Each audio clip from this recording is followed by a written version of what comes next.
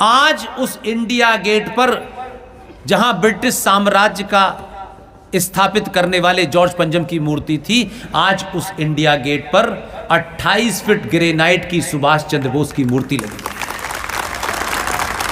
आप कह सकते हैं कुछ लोग हैं हमारे यहां, मूर्ति लगाने से बेरोजगारी कम हो जाएगी क्या? कुछ लोग पैदा ही बेरोजगार हुए हैं और बेरोजगारी में पैदा हुए हैं, वो आजीवन बेरोजगार रहेंगे। मूर्ति नहीं लग रही थी तो दूध की नदियां बह रही थी। हमने कहा यह मूर्ति हमने इसलिए लगवाई है कि आने वाली नस्लों के सामने, जैसे हमारे सामने इतिहास को समाप्त कर दिया, किताबों को गायब कर दिया, डॉक्यूमेंट जला दिए, आने वाली नस्लें जब जब सुभाष चंद्र बोस को इंडिया गेट पे देखेंगी तो अपने बाप से, अपनी मां से पूछेंगी ये कौन है। तब आप इतिहास बताएंगे और तब उसके अंदर एक गौरव की अनुभूति होगी कि उसके पुरखे चोर उचक्के नहीं थे, बहादुर थे। इसलिए छोटी छोटी घटनाओं को हम इसीलिए कर रहे हैं। हमको उसके लिए एमपी नहीं बनना, बिल्कुल नहीं बनना। अगर सच में यहां आग लगी है और आप बोलेंगे ना, तो एमपी रात भर बैठ के सुनेंगे, क्योंकि एमपी बनने से पार्टी का डिसिप्लिन आ जाता है और डिसिप्लिन में झूठ बोलना सिखाया जाता है, सच नहीं बोलना सिखाया जाता। हर बात पे चुप रहो, इससे वोट कट जाएंगे, हर बात पे मत बोलो, इससे ये नुकसान हो जाएगा। ऐसी एमपी शिप को जितनी जोर से लात मार सकते हैं मार दीजिए। आजाद रहिए, आजादी से बात करिए, बात करते वक्त भाषा का ध्यान रखिए, तथ्यों और तर्कों पे बात करिए और जो बात आप कहना चाहते हैं खुल के कहिए। आपको कोई पार्टी की लाइन नहीं रोक सकती, कोई संगठन नहीं रोक सकता। और मुझे पूरी उम्मीद है कि इस 10-12 साल के एक्सपीरियंस में रात के 2 बजे भी लोग आपको सुनेंगे। इस दौड़ से युवा बाहर निकले। 200 रुपए किसी कैंडिडेट ने आपकी मोटरसाइकिल में तेल डाल दिया है और आप दिन भर जिंदाबाद मुर्दाबाद जिंदाबाद कर रहे हैं, और जब वो जीत जाता है आप, वो खुद तो जिंदा हो जाता है, आप मुर्दा हो जाते हैं। फिर नहीं देखता पलट के, फिर टाइम कहां है, फिर तो डीलों में टाइम लगना है उसका, फिर तो 3 पिए आगे और 3 बिना पिए आगे, फिर वो लगे होते हैं, वो बिजी हैं। नेताजी घर में कृषि दर्शन देख रहे हैं लेकिन वो बिजी हैं, कोई काम धाम नहीं है। ये मैं किसी के प्रति कोई छोटी बात या कोई हर्ट करने के लिए नहीं कह रहा। सनातनी हिंदू समाज जिस दिन अपनी सामूहिक शक्ति का प्रदर्शन करेगा, सत्ताएं आपकी चौखट पे नाक रगड़ेंगी।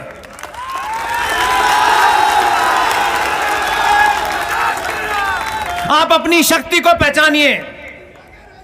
आप अमीर हैं, गरीब हैं, बड़े हैं, छोटे हैं, कौन सा कपड़ा पहनते हैं, नहीं पहनते, कपड़ों से जेंटलमैन की परिभाषा तय नहीं होती। कपड़े पहनने से सब कुछ हो रहा होता तो जिन्होंने पूरी दुनिया पे राज किया, बताया जाता है कि उनकी हुकूमत में सूरज नहीं डूबता। आज जब सूरज निकल जाता है तो संडे मनाते हैं। ध्यान रखिएगा, आपके अंदर कोई कमी नहीं है, आप इंफीरियर नहीं हैं। आपके अंदर नेताओं ने, दलालों ने, ठेकेदारों ने कूट कूट कर आपके अंदर कॉम्प्लेक्स भर दिया है। हम घर से निकलते वक्त, हमारी मां, बहन, बेटी घर से निकलते वक्त 5 बार वो इस बात में परेशान रहती है और भाई परेशान रहता है, यार मैं ठीक लग रहा हूं, लोग क्या कहेंगे, मैं तिलक लगा के निकलूं या ठीक नहीं लगेगा, एहसान भाई के घर भी जाना है, मैं चुटिया रखूं।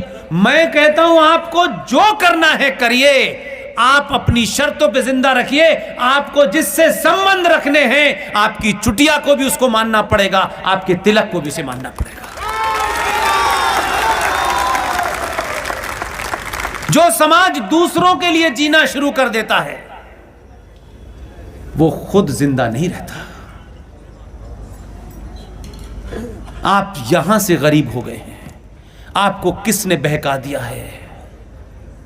आपको ऐसे ऐसे झूठे मक्कारी के नारे दे दिए गए हैं कि आप वही सच समझते हैं। सारे धर्म बराबर हैं, ये दुनिया का सबसे बड़ा झूठ है, सबसे बड़ा झूठ। देखिए, मैं एकेडमिकली बात करता हूं, मैंने कहा भावनाओं में कोई बात नहीं करूंगा। हजारों मठ, हजारों मंदिर, आश्रम कहां से आते हैं, कहां जाते हैं? जिन्होंने जीवन में सब कुछ छोड़ दिया है, वो कहते हैं हमने सन्यास ले लिया है, हमें इस भौतिक जीवन से कुछ नहीं लेना, लेकिन कंप्यूटर बाबा एमएलए की टिकट की लाइन में खड़े हैं।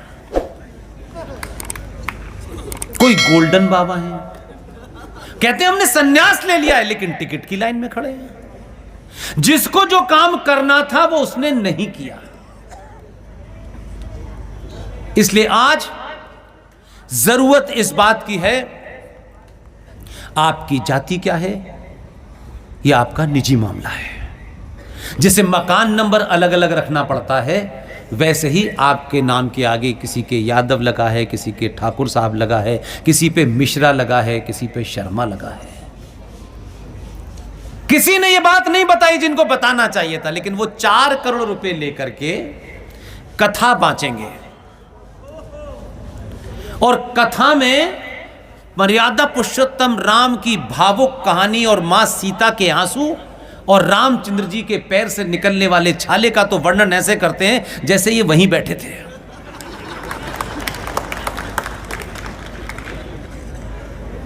लेकिन उसी कथा के अंदर ये जो फ्रॉड है, इनको बेनकाब कीजिए। उसी कथा में मौला भी आ जाता है और अली भी आ जाता है।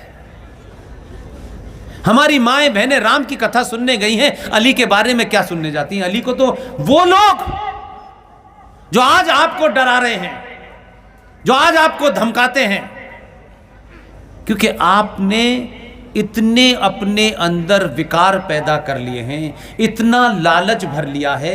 और ये मैथमेटिक्स नहीं, साइंस कहती है कि जो लालची होता है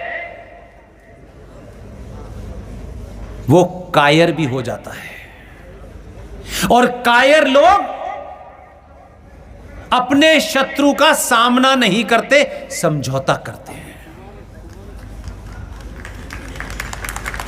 इसलिए यह बीमारी आपके अंदर डाली गई ताकि आप पे राज आसानी से करा जा सके। क्योंकि वो तो चले गए जिन्होंने जाति के नाम से जनगणना की थी। अब मैंने सुना है कि बिहार में एक साहब आए हैं, वो आजकल कह रहे हैं कि जाति की गणना करनी चाहिए।